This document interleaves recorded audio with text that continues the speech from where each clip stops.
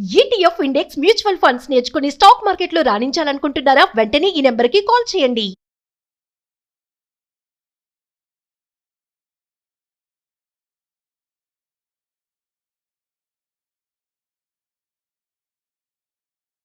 నమస్తే, welcome back to Suman TV. Present మనతో పాటు ఉన్నారు stock market analyst Sundar Rama Reddy గారు. నమస్తే సార్. నమస్తే. సార్, ఎల్పిజి గ్యాస్ సిలిండర్ విషయంలో మరి మే 1వ తారీఖు నుంచి స్ట్రిక్ట్ రూల్స్ రాబోతున్నాయి. కేవైసీ ఇంకా మొత్తం డిజిటల్ మయం చేస్తున్నారని సందేహాలు చాలా మందికి ఉన్నాయి. అసలు వచ్చే రూల్స్ ఏంటి, ఎందుకు స్ట్రిక్ట్ చేస్తున్నారంటే? సోషల్ మీడియా అంతా టామ్ చేస్తున్నారు కానీ ఏం చేంజెస్ ఏం లేవండి పెద్దగా.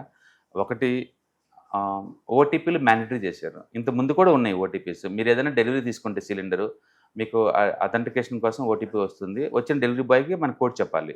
ఇంతకుముందు కూడా ఉంది. ఇంతకుముందు అది ఆప్షనల్గా ఉండేది, ఇప్పుడు మ్యాండేటరీ చేశారు. అందుకని ఈ రోజు నుంచి మీరు ఏ గ్యాస్ సిలిండర్ తీసుకున్నా సరే రిజిస్టర్ అయిన మొబైల్ నేమ్కి కంపల్సరీగా ఓటీపీ వస్తుంది. ఆ ఓటీపీ షేర్ చేస్తే మీకు డెలివరీ చేస్తారు. అది మ్యాండేటరీ ఈ రోజు నుంచి. రెండోది అప్డేటెడ్ కేవైసీ కంపల్సరీ. ఎందుకంటే మీ దగ్గర పాత మొబైల్స్ ఉన్నాయనుకోండి, ఓటీపీలు దానికి వెళ్ళిపోతే మీరు ఇంకా డిసైడ్ తీసుకోలేరు. ఇప్పుడు దాకా ఏంటంటే ఎగ్జామ్షన్ చేస్తారు, ఇప్పుడు నుంచి కుదరదు. అందుకని కేవైసీ చేసుకోండి. మీరు అప్డేట్లు కనుక లేకపోతే మీ mobile number, mail IDs update చేసుకోండి అంతే.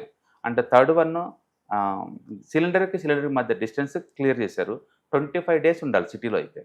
అంటే domestic sir, commercial? Domestic 25 days gap ఉండాలి. రూరల్ ఇండియాకి అయితే 45 days ఉండాలి గ్యాప్. ఈ మధ్యలో వాటిని అలౌ చేయరు అనమాట. అది ఫోర్త్ ఇంపార్టెంట్ కాన్సెప్ట్ ఏంటంటే రెండు రకాల గ్యాస్ కనెక్షన్స్ ఉంటాయి మీకు. కనెక్షన్స్ రెండు అంటే ఎల్పిజి, సిఎన్జి రెండు ఉన్నాయనుకోండి. ఇప్పటిదాకా వాళ్ళు పట్టించుకోలేదు, బట్ ఇప్పటి నుంచి అలా కాదు, రెండిట్లో ఒకటే ఉంటుంది. చాలామంది ఏంటంటే గేటెడ్ కమ్యూనిటీ, హైరేజ్ బిల్డింగ్స్ మూవ్ అయ్యారు. అక్కడ ఏంటంటే అన్ని పైపుడ్ గ్యాస్ లైన్స్ కదా, సిఎన్జీలు ఉంటాయి వాళ్ళ దగ్గర. బట్ పాత ఎల్పిజి కనెక్షన్ అంతే ఉంచుకున్నారు. తీయలేదు. అది కొంతమంది సరెండర్ చేశారు, కొంతమంది చేయలేదు. ఇప్పుడు ఏంటంటే అవి ఖచ్చితంగా సరెండర్ చేయాలి. అంటే రెండిట్లో ఒకటే ఉండాలి, రెండు ఉంటే కుదరదు అనమాట. అందుకని ఆ వెరిఫికేషన్ స్టార్ట్ అవ్వచ్చు మేము తొందరలో. వాళ్ళంతా వాళ్ళే సబ్మిట్ చేసుకోవడం బెటర్ అనమాట. అది ఒక కమర్షియల్ సిలిండర్ మాత్రం ఈ రోజు నుంచి అంటే మే 1st నుంచి 993 రూపీస్ పెంచారు ఓవర్ నైట్లోనే. అంటే యుద్ధం బీనిన దగ్గర నుంచి ఇప్పటి వరకు కేవలం వాళ్ళు పెంచుతుంది కమర్షియల్ గ్యాస్ సిలిండర్కి మాత్రమే. డొమెస్టిక్ ₹1 కూడా పెంచలేదు. అండ్ మార్చి మొదటి వీక్లో 144 రూపీస్ పెంచారు సిలిండర్కి కమర్షియల్. తర్వాత నెలలో 193 పెంచారు. ఈరోజు మాత్రం ఓవర్ నైటే 993 పెంచారు. మొత్తం మీద 3 రౌండ్లో అండ్ హైయెస్ట్ అంటే ఇది 993 పెంచింది ఓన్లీ కమర్షియల్కే, డొమెస్టిక్ కాదనమాట. ఓకే, అది ఎఫెక్ట్ ఫ్రమ్ ఈ రోజు నుంచి. సో మొత్తం మీద కేవైసీ అప్డేట్ చేసుకోవటం, రెండు రకాల 3 రకాల గ్యాస్ కనెక్షన్స్ అలౌ చేయకపోవటం, డెలివరీ అప్పుడు మ్యాండేటరీగా ఓటీపీ చెప్పటం, అండ్ సిలిండర్ బుకింగ్ మధ్య సిటీ అయితే 25 days అండ్ రూరల్ ఇండియా అయితే 45 days ఉంటుంది అనేది మ్యాండేటరీ చేస్తుంది ఈ రోజు నుంచి. బట్ రూల్స్ ఇది ఎప్పటి నుంచో ఉందండి, కాబట్టి ఇప్పుడు వాళ్ళు హైలైట్ చేస్తున్నారు అంతే, స్ట్రిక్ట్ చేస్తున్నారు కొంచెం. అంటే వార్ ఎఫెక్ట్ కూడా పడింది అనుకోవచ్చు అంటారా? డెఫినెట్గా. ఎందుకంటే మనకి గ్యాస్ అన్లిమిటెడ్ దొరుకుతుంది అనుకోండి, వాళ్ళు ఎలా చేస్తారు మామూలుగానే. బట్ వరల్డ్ వైడ్గా గ్యాస్ చాలా టైట్ అయిపోయింది. ఆ టైంలో బ్లాక్ మార్కెట్లో గ్యాస్ అంతా మూవ్ అవుతుంది అనుకోండి, కష్టం కదా. ఇండియాలో ఏం జరుగుతుందంటే చాలాసార్లు కూడా ఇప్పుడు ఇంటి బయట హోటల్ ఉంటాయి, ఇంటి లోపలేమో డొమెస్టిక్ వాటితో వండుతున్నారు వాళ్ళు, డీలర్తో లాలించబడి. ఆ లూప్ హోల్స్ని ఫిక్స్ చేస్తుంది గవర్నమెంట్ అంతే ఇప్పుడు.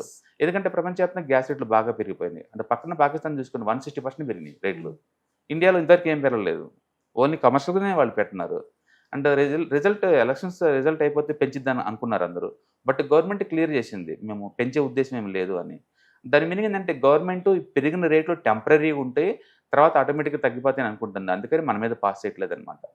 అందుకని గ్యాస్ రేట్లో ఎలాంటి భయాలు అవసరం లేదు. అంటే పాత రూల్స్ అన్ని కొత్తగా అంటే ఏం లేదు. కొత్తగా అంటే మీకు మ్యాండేటరీగా ఓటీపీలు వస్తాయి ఇక్కడ నుంచి. ఓటీపీ లేకుండా మాత్రం నీకు డెలివరీ చేయరు.